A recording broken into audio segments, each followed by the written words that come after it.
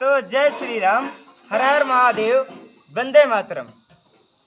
अभी हम अपने घर पर बैसूपाली में हैं और कल यानी कि 20 मई 2024 शाम 4 बजे हमारी यात्रा अयोध्या बैसूपाली प्रारंभ होकर और केदारनाथ, बद्रीनाथ, जम्मू कश्मीर, हिमाचल प्रदेश जैसे स्थानों पर निकलने वाली है। तो 11 ज्योतिर्लिंग और 3 धाम हमने किए हुए हैं और चौथा धाम हमारा बद्रीनाथ धाम होने वाला है और केदारनाथ भी जाने वाले हैं।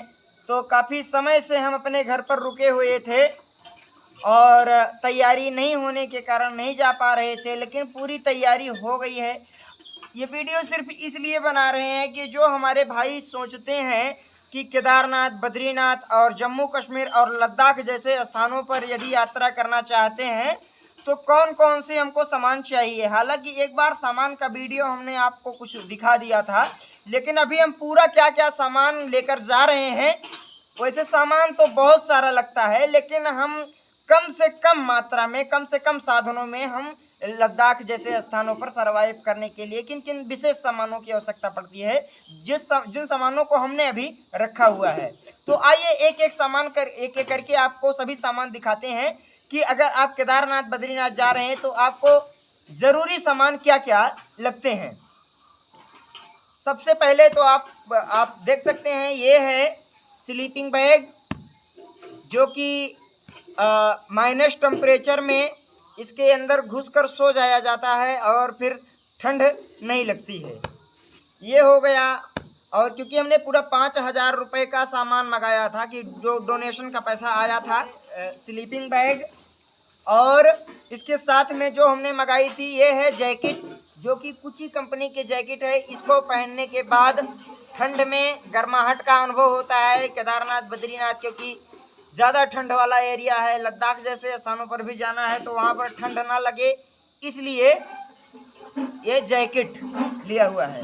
इसके साथ में ये ट्रैकिंग बैग है, और ये ट्रैकिंग बैग, ये जैकेट और ये स्लीपिंग बैग, और इसके साथ में ये मैट है, नीचे बिछाकर इस पर सोया जाता है। और इसके साथ में ये कैंपिंग टेंट है।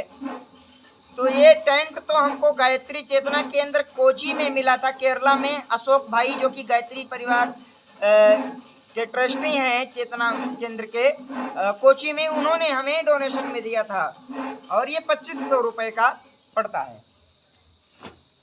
तो कछुआ कंपनी का है, ये बेटर कंपनी होता है। तो इसके ऊपर से कवर अगर लगा लेंगे तो ऊपर से बारिश भी हमें नहीं हमारे ऊपर पड़ती।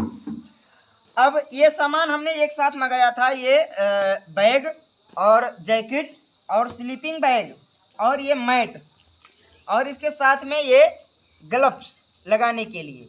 ये सारा सामान जो पड़ा वो 5,000 रुपये का पड़ा। हमने बताया था कि हमारे मित्र ने डोनेशन किया था, आंध्र प्रदेश से मित्रों ने कुछ किया था और तमिलनाडु की कुछ मित्रों ने किया था। कुल मिलाकर जो 22-23 हज़ार रुपये आए थे उसमें ये सारा सामान हमको मिला। और ये तो 5,000 का सामान ये हो गया। और ये साइकिल जो कि देख रहे हैं, वीडियो आपको दिखा चुके हैं साइकिल का। तो ये साइकिल 17,000 की पड़ी है, 16,900 रुपये की ये साइकिल पड़ी है।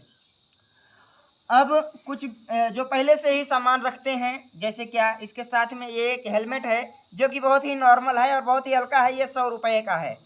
तो इसको लगाने से थोड़ा सेफ्टी रहती है। इसके साथ में हमने और क्या सामान लिया है, ये बहुत ज़्यादा ज़रूरी होता है और ये हमको मिला था तंजावुर में, तंजावुर तमिलनाडु में। एक भाई साहब है कागाराम जी, उन्होंने हमको भेंट किया था।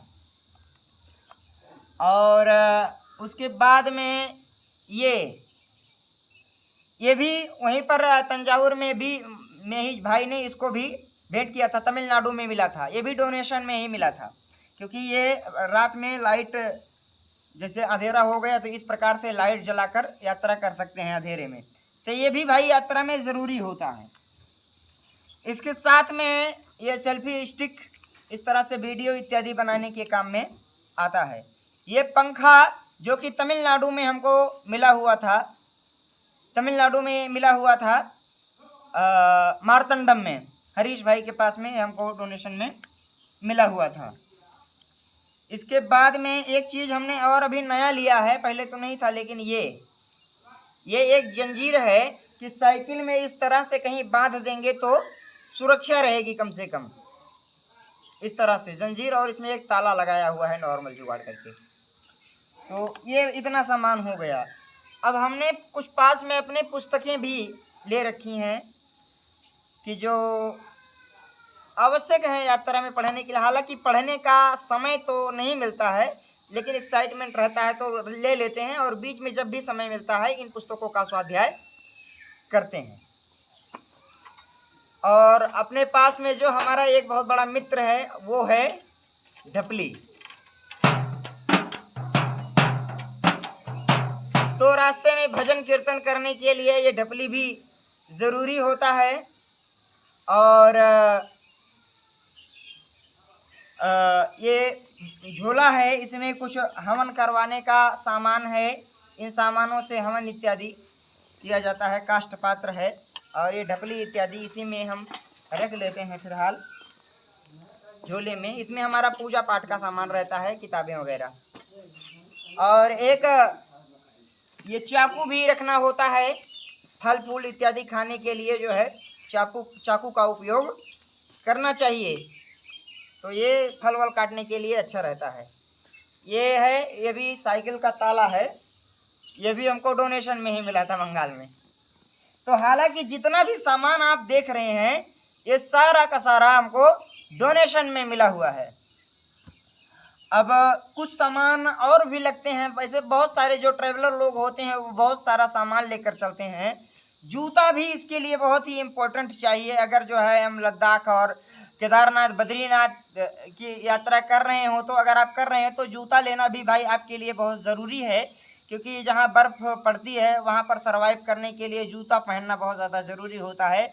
लेकिन हम तो विदाउट चप्पल विदाउट जूता के यात्रा कर रहे हैं, तो इसलिए हमने जूता नहीं मंगाया।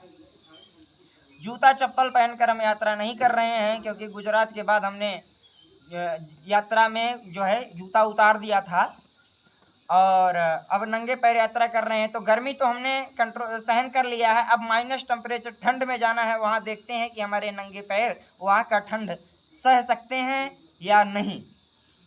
अगर नहीं सह सकते होंगे तो पहनेंगे, अगर जहाँ तक हमसे हो सकेगा कि नहीं पहनेंगे। तो जूता हमने नहीं लिया है। दूसरा चीज़ जो ज़्यादा ट्रैवलर लोग क्या करते हैं कि अपने पास में चूल्हा रखते हैं और सिलेंडर रखते हैं। अगर आप चाहें तो सिलेंडर और चूल्हा कैरी कर सकते हैं, क्योंकि ऐसे स्थानों पर सिलेंडर और चूल्हा की आवश्यकता पड़ती है, लेकिन हमें इन सब चीज़ों की अभी कोई आवश्यकता नहीं है। और साइकिल का और ये सारा सामान मंगाने का जो है, ये सारा सामान हमने जो है डोनेशन के पैसे से मंगा लिया है। और ये अभी हम बैग क्या ले जाने वाले हैं, ये एक बैग लेकर जाएंगे, इसमें ये सारा हमारा कैंपिंग का सामान आ जाएगा और ये छोटे मोटे जो सामान है ये इसके अंदर आ जाएंगे। एक पानी मिल्टन का बोतल भी है, वो हमको हरीश भाई ने दिया था।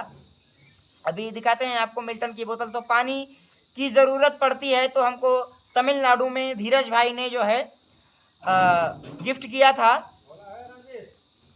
तो मिल्टन की बोतल जो है वो उसमें पानी ठंडा बना रहता है, तो इसलिए ये बोतल भी ज़रूरी होता है। ये भी हमको डोनेशन में मिला हुआ है।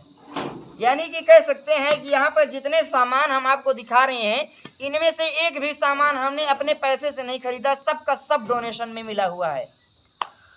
तो अभी जो डोनेशन में कुल मिलाकर 24,000 रुपये हो गए थे, तो जो भी पैसे हुए थे वो सारा का सारा सामान आ चुका है। और 16,900 की साइकिल और भी इधर उधर के थोड़ा बैनर वैनर ठीक करवाने में सब पैसे उसमें लग गए हैं। अभी हमारे अकाउंट में करीब 3,000 रुपये हैं और हम 3,000 रुपये को लेकर यात्रा करने के लिए निकलने वाले हैं। ये सारी चीज़ें, लेकिन अगर आप लोग निकल रहे हैं तो हम यही आप लोगों से बताना चाहेंगे कि आप अपने साथ में इससे ज़्यादा वस्तुएं रखिएगा, क्योंकि बहुत सारे लोग बहुत सारी चीज़ें रखते हैं, माइक रखते हैं, कैमरा रखते हैं, लेकिन हमें इन सब चीज़ों की आवश्यकता नहीं है, क्योंकि हमारी जो यात्रा का उद्देश्य है वो भिन्न है।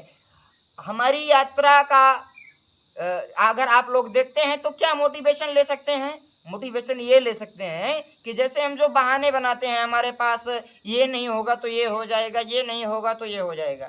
जब कोई व्यक्ति 100% भगवान के ऊपर विश्वास करके यात्रा पर निकलता है और अपने आप को अनकंफर्टेबल सिचुएशन में डालता है, अपने आप को विपरीत परिस्थितियों में डालता है, तो उसका जो मन होता है वो किस प्रकार से अपने विरोधाभासों से संघर्ष करता है, विरोधाभासों से युद्ध करते हुए, और जिन परिस्थितियों में जाने से भय लगता है, उन परिस्थितियों में जब जानबूझकर अपने आप को डाला जाता है तो मन किस प्रकार से विरोधाभासों से युद्ध करता है और अपने भीतर की क्षमता का विस्तार करता है। तो ये सारी चीज़ें बहुत ज़्यादा ज़रूरी होती हैं सीखने के लिए। हम एक दर्पण की तरह आप लोगों के साथ जीने का प्रयास करेंगे कि हम क्या खाते हैं, कहाँ जाते हैं, कहाँ सोते हैं। ऐसी ऐसी यात्रा को करने में जहाँ पर लोगों को लाखों रुपए खर्चा लगता है यात्रा करने में, विदाउट मनी इन यात्राओं को हम कर रहे हैं, तो इससे आपको बहुत ज़्यादा अनुभव प्राप्त होगा। तो बने रहिए हमारे साथ, देखते रहिएगा दिनकर दास साइकिल यात्रा। तो अभी इतना सामान हमने आपको दिखा दिया है और कल सुबह हम अपना सामान साइकिल पे ला देंगे और फिर कल शाम तक हम यहाँ से 4 बजे प्रस्थान करेंगे। केदारनाथ, बद्रीनाथ जैसे स्थानों के लिए हम अपनी यात्रा को निकालने वाले हैं भाइयों। तो बने रहिए, देखते रहिए और अपना प्यार और आशीर्वाद हमेशा बनाए रखिए। अपने छोटे भाई को देखते रहिए। हमारा कोई किसी से कोई स्वार्थ नहीं है। हम जो भी अपनी यात्रा कर रहे हैं बस एक उदाहरण प्रस्तुत करने का प्रयास कर रहे हैं, कि एक उदाहरण देने का प्रयास कर रहे हैं कि विपरीत से विपरीत परिस्थितियों में भी आदमी अपने आप को डालकर आनंद का अनुभव कर सकता है, सर्वाइव कर सकता है। यदि भगवान पर पूर्ण रूप से विश्वास होता है तो हर आदमी जो है खुश रह सकता है। सुख दुख का संबंध परिस्थिति से नहीं बल्कि मनः स्थिति से होता है।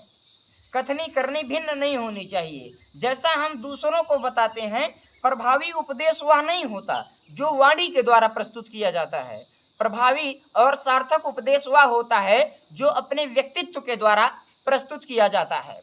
तो इन्हीं बातों के साथ में आज के लिए इतना ही, और अपना सब प्यार और आशीर्वाद बनाए रखिएगा। हमारे वीडियोस इत्यादि देखते रहिएगा, और अगर कुछ अच्छी चीज़ें सीखने को मिलती हैं तो उसको अपने जीवन में अनुसरण करने जरूर करें, और हमारी त्रुटियों को भी हमसे बताते रहें। तो बहुत बहुत धन्यवाद। जय श्री राम, हर हर महादेव।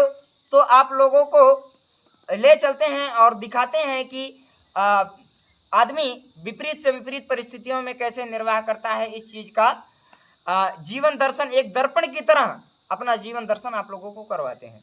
तो जय श्री राम, हर हर महादेव, वंदे मातरम।